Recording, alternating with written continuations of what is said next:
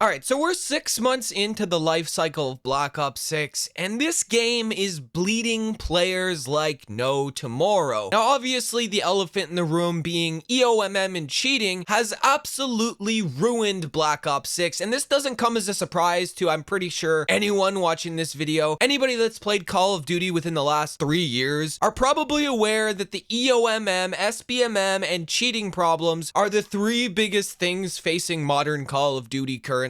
And I just want to go over some of the stuff that Activision has said relating to these 3 problems in specific. To start off, I'm going to be revisiting some tweets here from Charlie Intel. We're going to be going to look at the SBMM study that was conducted by Activision during the Modern Warfare 3 lifecycle. And then I'm also going to be showing you some player numbers so we can get a better understanding, a better grasp of how down bad this game truly is. So for starters, let's refer to a tweet that was posted by Charlie Intel on July 26, 2024. And this tweet went over Activision's findings when they did an entire SBMM study on Modern Warfare 3. And the tweet reads, Activision revealed the results of the Modern Warfare 3 MP test where skill factor was reduced for 50% of players in North America. This chart shows player retention numbers based on skill rating. Lower to mid-skill players saw retention decline. Only the highest skill bucket had an increase. And at the time here, everybody thought that this was true. This was gospel. That Activision wasn't lying to us. But I can tell you one thing, guys. I do not trust these numbers as far as I can throw them. Activision has been notorious for lying to us. This is the same company that tells us every single month that Ricochet banned 100,000 accounts and that Team Ricochet was on top of it. But guess what we still have, guys? We still have a god-awful cheating problem. But even besides that, even with my own opinion to the side here, this chart actually shows, and believe it or not, Mark Rubin, the guy that was heading the X-Defiant project that unfortunately got shut down, responded to this and he said, so just making sure I'm reading this correctly, did retention drop by less than 2%? And yes, Activision did post a chart showing that retention in the lower skill bucket only dropped by 2% only. Now, this is the main study that people cite when they like to argue for skill-based matchmaking and EOMM, and they like to sit here and say, well, it keeps the players playing. There's so much retention. People are still playing the game. And that's great. We can look at this chart and say that we got more retention when the SBMM was actually cranked up to 11, which I don't believe, but let's just give them the benefit of the doubt and say that sure, this retention, this 2% increase actually helps the game. The other problem that we're seeing currently with Call of Duty is the cheaters, and this has been going on since day one. There's also another tweet here that I'm going to be referring to, and this is another Charlie Intel tweet. This is showing hackers in ranked play, and this is lunchtime playing some ranked play. And as you can see in this video, he's going to various different areas of the map, sitting in corners, not moving, and people know exactly where he is. This is a cheating problem that started in November, and it's still active now, still a huge, massive issue in May of 2025, more so on the Warzone side, but in ranked play in particular, in multiplayer, it's god awful. And I can tell you one thing, I've been shadow banned into oblivion enough times to tell you there's enough cheating going on in the multiplayer side of things to warrant a concern. Now, of course, these 2 aforementioned things that I spoke about are probably things you guys have all heard of and are completely aware of and are probably sitting here like, well, what proof do you have that the game is actually down bad and dying? Well, that's a fantastic question. But before I get into that, I'd like to segue into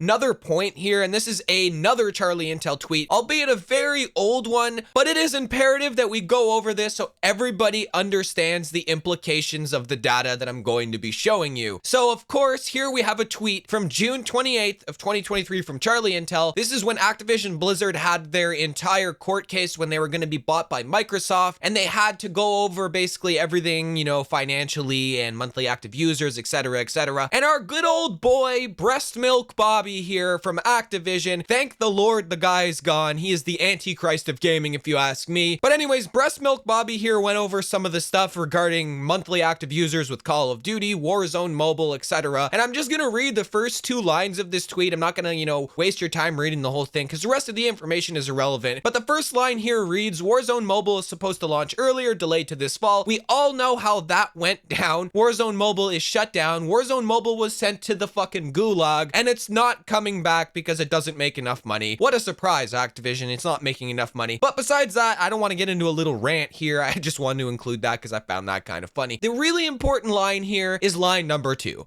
And it says Call of Duty has 100 million monthly active users, with number one being mobile. Nobody's surprised about that. Then PC and consoles. So the implications here are that PC actually has a higher player count than the consoles, which is one of the arguments I see when I reference this data all of the time, is that people are like, well, you know, PC doesn't have as many players as consoles. Well, according to the CEO of the company under oath, he was saying that it does have more monthly active users on PC. So this is a very important piece of information because we're going to be going over the Steam charts again. It's been a while since your boy has gone over the Steam charts, and the Steam charts here paint a very grim picture. So to start off, I'm going to show you this little like box, and it shows you all the player numbers from a few years back. It stems all the way back to October of 2022. So we're going to be paying attention to the November 2022 numbers. And this is when, believe it or not, the Steam charts was just counting Modern Warfare 2 2022. And we all know how absolute dog water that game was, how hated the multiplayer was, and the Warzone wasn't exactly doing too hot either. But it's important that we pay attention to the average player number and the peak player number. So for November of 2022, back when MW2 2022 was the current Call of Duty, we had an average player number count of 223,897 players, with a peak player count of 488,897, which to this day, since COD HQ has been on the Steam charts, is an all-time peak for Call of Duty. Of course, this explosion of people coming into the game ended up making the game susceptible to a lot of cheaters, and of course, because a lot of the player base was on PC, the cheating problem got really bad, and then we saw subsequent decline as we went through all of the, you know, different COD releases, Modern Warfare 3 2023, and then now Black Ops 6, etc., etc. But I want you guys really to pay attention to the last 30 days here, and this is where things get really grim, because we're seeing a average player count now. And before I give you the number, the average player count now includes Call of Duty Modern Warfare 2 2022, DMZ, so like all the different game modes, you know, so MW2 can include, you know, the multiplayer player numbers, the DMZ player numbers, which DMZ was fairly popular, MW3 2023, and Black Ops 6 now. So we have 3 Call of Duty games under one umbrella because, you know, Call of Duty likes to inflate their player numbers and brag about it. So they put everything under the COD HQ. So there's a bunch of games counting towards the player count. So nobody can look at these numbers and say, well, that game's dead. It only has 50,000 people playing, right? Well, there's 3 games included here, and that number from November of 2022 only included Modern Warfare 2 2022. And here we are with a whopping 60,931 average players on Steam. Now, I know there's going to be people that say, well, there's the console numbers, and there's, you know, the Microsoft Store numbers and the Game Pass numbers. We don't have a way of tracking these numbers. But you know anything about data, you can kind of extrapolate that there's patterns, right? If they're dropping players on Steam charts, they're more than likely dropping players on Game Pass numbers. They're more than likely dropping player numbers on the console numbers. I would imagine that the console numbers are slightly higher because it kind of seems like most of the casual, quote unquote, casual fan base is on the console. But the fact of the matter is, we have 3 games included, 3 games counting towards the player count numbers, and we only have 60,000 players. That is a decrease of 65% since November of 2024 when Black Ops 6 actually launched. And we got to keep in mind, we got the Verdansk bump here, right, with the new Warzone map, and it still doesn't do anything because Warzone is also included in these numbers, and we're right back down into irrelevancy. Now, I'm sure these numbers are going to be, you know, increased with the release of Season 4, which in my opinion looks like complete and utter dog shit, but maybe I'm in the minority with that. All I know is that these numbers paint a very grim picture for Call of Duty. I'm not going to sit here and say the game's dead because it's not. Call of Duty will never die, but it's down bad, and I think a lot of this problem stems from unchecked cheaters and absolutely egregious SBMM and EOMM algorithms. Like, Activision is a walking contradiction, right? Activision, Microsoft, they can put out all the data in the world that they want saying, well, lower skilled players don't play as long. There's a 2% retention decline. We can't be putting SBMM any lower because people are going to leave. Well, guess what? You've lost 65% of your players on one platform alone. God knows what the other platforms look like. And you did it all in the name of a 2% retention buff. This really kind of just shows where Activision's priorities are. I guess those 2% are like bundle bandits that just sit there and spend thousands of dollars on COD points and make them a shitload of money. Perhaps that's the reasoning behind all of it, but the proof's in the pudding. You put egregious SBMM and a non-functioning anti-cheat, and a lot of your players are gonna leave. believe. We're 6 months into the life cycle of the game, and we're already at 60K. It's not looking good for Call of Duty. Do you guys agree? Do you guys disagree? Let me know how you feel in the comment section below. I hope you enjoyed today's video. Please make sure to like the video if you did, share this video with your friends, subscribe, and don't forget to turn that notification bell on so you never miss when I upload a video. And I catch everybody in the next one.